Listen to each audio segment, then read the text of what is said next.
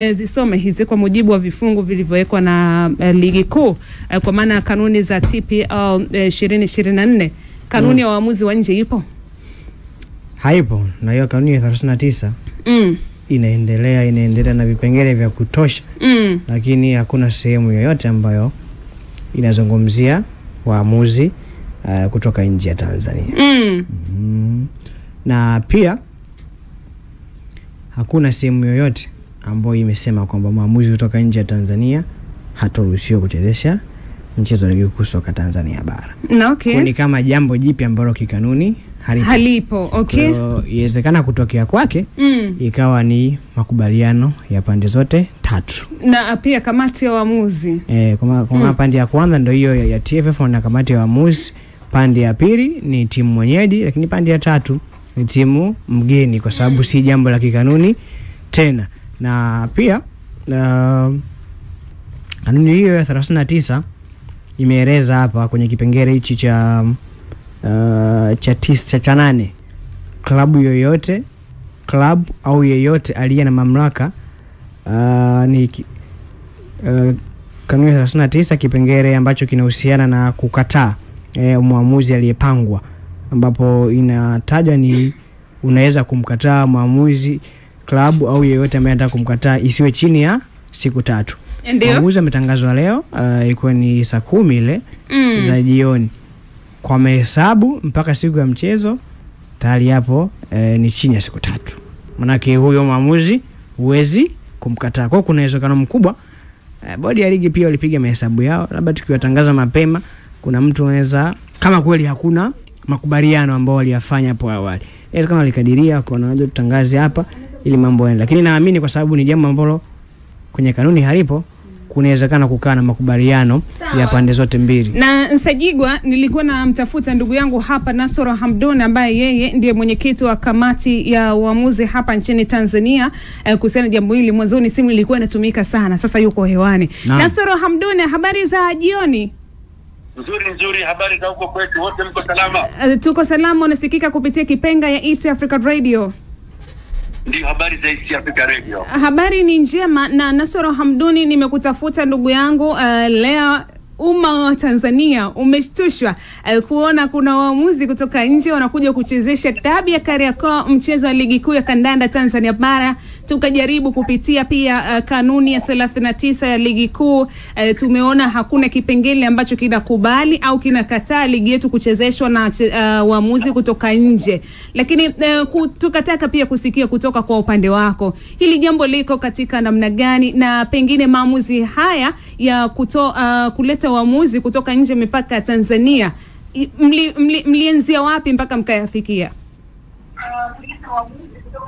Lakini ni kweli kabisa unasema kwamba tarehe 25 siku ya Jumatano kutakuwa na dabi kubwa kabisa ya Yanga na Simba hapa nchini. Ndio.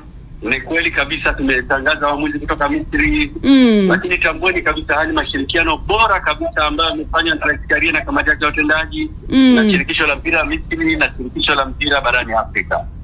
Lakini lengo letu si kamati ya waamuzi kuhakikisha kwamba waamuzi wetu pia wanapata kuona na kutenda haya mambo kwa njia ya weledi zaidi na kujifunza kwa wenzetu. Kwa hiyo sisi tumefurahishwa na hilo jambo, wala hatuna wasiwasi kwenye hilo jambo, na kanuni zinaruhusu kwenye hilo jambo. Na Watanzania pengine watarajia kitu gani kuelekea katika mchezo huo tarehe 25, na sababu pia za kuleta, licha ya kanuni kuruhusu ama kanuni kwa maana hazijafungamana popote, lakini ilifikiaje? Ni waamuzi wetu wameshindwa kutafsiri ama kuwaje mpaka mkafikia kuleta waamuzi kutoka nje? Kwa sababu ni jambo geni hili. Waamuzi wetu hawajashindwa kutafsiri. Kwanza mimi nachukua nafasi hii kuwapongeza waamuzi wote nchini. Okay. Kwa mafanikio ya ligi ya Tanzania mpaka kufikia hapo ligi bora namba 5 Afrika. Na waamuzi huwezi kuweka pembeni. Lakini pia unaona jinsi gani dabi namba 4 Afrika waamuzi huwezi kuweka pembeni. Lakini shirikisho la mpira la Afrika, shirikisho la mpira la Misri hawasingekubali waamuzi waje kuchezesha mpira Tanzania kama ingekuwa ligi yetu haiko vizuri. Lakini amani inayosimamiwa na Rais Samia inapelekea kuchakiza kabisa kwamba mpira wetu uchezwe kwa utulivu zaidi. Ndio. Lakini haya ni maendelezo na mahusiano mazuri kabisa TFF kuhakikisha kabisa kwamba waamuzi wake wanazidi kupata elimu ya kujifunza kwa wenzao. Lakini tambueni wadau wa habari, pia wadau wa michezo nchini. Hivi tunavyozungumza, mwamuzi wetu Ahmed Arajiga, mwamuzi wetu Frank Pomba na Hamdani Saidi wako Misri. Na wako Misri kuhakikisha kabisa kwamba wanapata elimu kwa ajili ya mashindano ya CHAN. Juhudi za kumrudisha Arajiga na wenzake kuja kutuelezea dabi ilishindikana kwa sababu gani? Kwanza, elimu ni haki yake ya msingi. Ni haki yake na familia yake. Lakini ni haki yetu kamati ya waamuzi kuhakikisha kabisa waamuzi wake wanazidi kuwa bora zaidi. Kwa vyovyote vile, baada ya kuona kwamba ile jambo kutokana na mashirikiano mazuri ya mashirikisho yetu hapa nchini na Misri, tukaomba tuletee waamuzi kutoka Misri. Lakini tambueni kabisa, serikali isingekubali kutoa visa, wala wizara isingekubali kukubali, au baraza la michezo au TFF, kama ingekuwa kanuni haijavunjwa. Kanuni inaruhusu kabisa, na sisi tunawapongeza TFF kwa mashirikiano mazuri kupata waamuzi wazuri wenye ubora. Lakini lengo letu kwamba hawa waamuzi watapokuja watakuja kusimamisha dabi vizuri na mshindi apatikane vizuri halali uwanjani. Na kama ambavyo wanazungumza, kwa maana wizara imebariki hili, serikali pia na shirikisho la mpira wa miguu TFF kupitia kwa Rais Wallace Karia na wengine wote wameweza kubariki hili jambo. Vipi klabu ambazo zenyewe ndo zitakwenda kusimamiwa katika michezo yao, zimehusishwa katika hiki ambacho kinachoendelea? Kwanza mimi nataka kuzipongeza sana vilabu vya Yanga na Simba. Ni vilabu vina viongozi makini kabisa na wadau wa soka wao ni makini kabisa.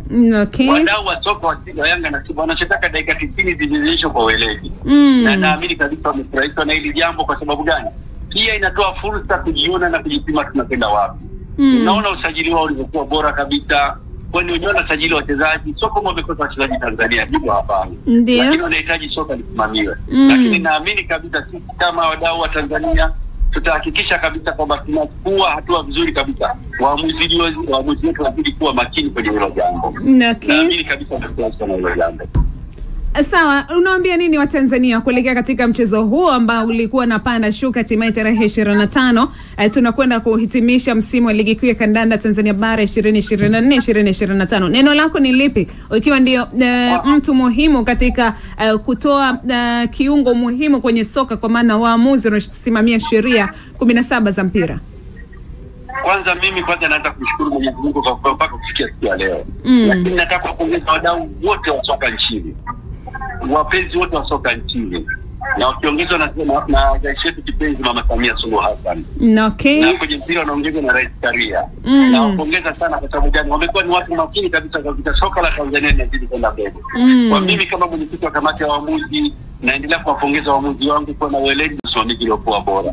Lakini nachowaomba tu wa Tanzania waendelee kutuvumilia, waendelee kutushirikisha na kushirikiana kwa pamoja. Kwani pamoja na changamoto tulizonazo tumeweza kuisimamia kama waamuzi ligi yetu kuwa bora zaidi. Ninaamini kabisa waendelee kuwa pamoja na sisi, watuombee kwa Mwenyezi Mungu, na sisi tutahakikisha kabisa hatutawaangusha. Na tunawaambia sana wadau wa habari hata kupitia East Africa kwamba nyinyi mko wadau wetu wakubwa kabisa. Tunakupongezeni sana kwenye hilo. Sisi tunashukuru kwa pongezi zako, tukutakia jioni njema na usikivu mwema wa Kipenga East Africa Radio. Nakushukuruni sana, tuko pamoja. Haya, asante. Ni Nasoro Hamduni, huyo mwenyekiti wa kamati ya waamuzi hapa nchini Tanzania, akiweza kutufafanulia kinagobaga. Maswali yalikuwa ni mengi sana na alifanya jitihada kumtafuta, hatimaye ameweza kuingia katika line na tumemsikia kwa kile ambacho kipo hivi sasa. Maswali yalikuwa ni kwamba klabu zimebariki, kanuni inasema maamuzi yapingwe siku 3 nini.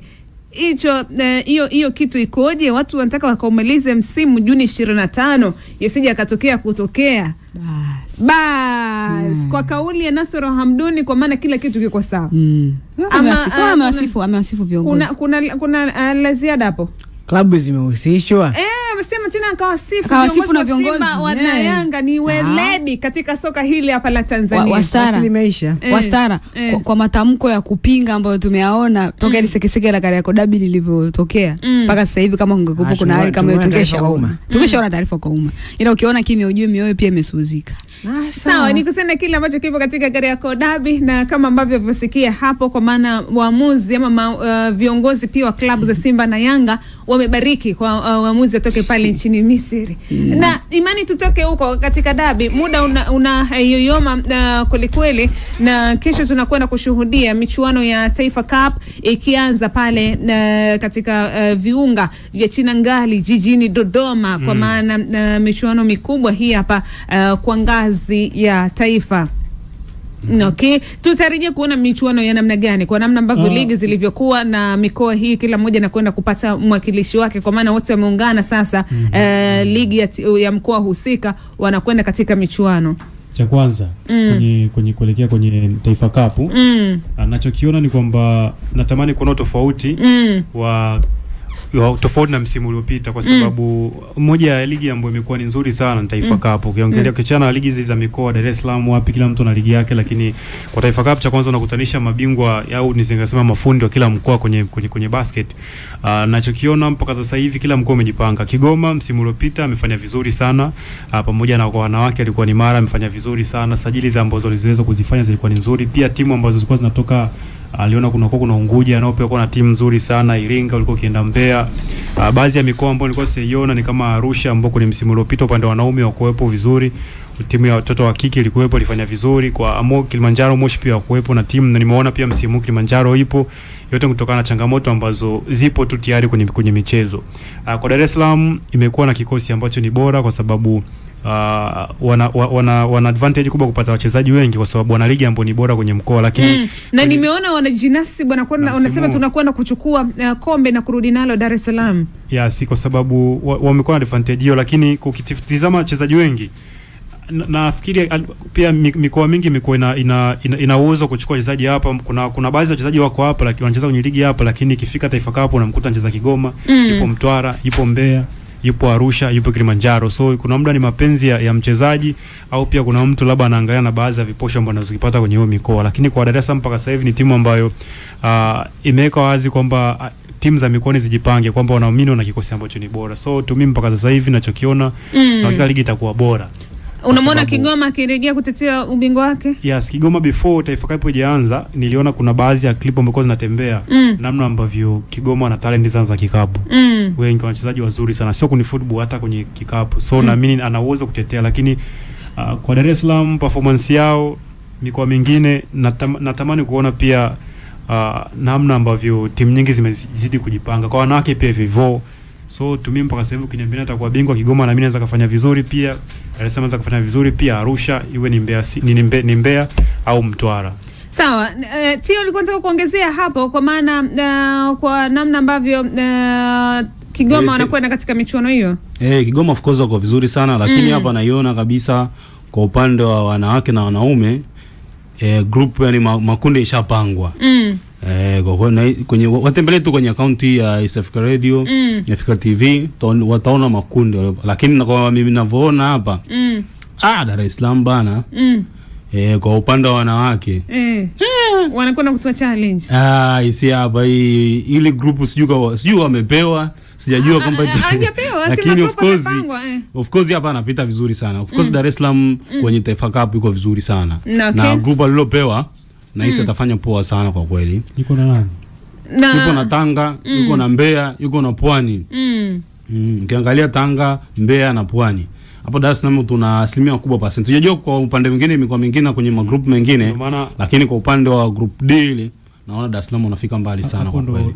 Hapo ni vizuri. Ila pia hata wananili of course Iringa na Kigoma ndio kwenye group C. Naona pale pia naiona changamoto, naiona challenge kubwa pia. Sawa, ni kusema namna ambavyo makundi yalivyokaa. Kwa kukumbusha kwa haraka, kwa wanaume kundi A yuko Kigoma, yuko Arusha, yuko Singida, Iringa na Tanga. Kundi B yuko Dodoma, Simiyu, Mwanza, Tabora na Manyara.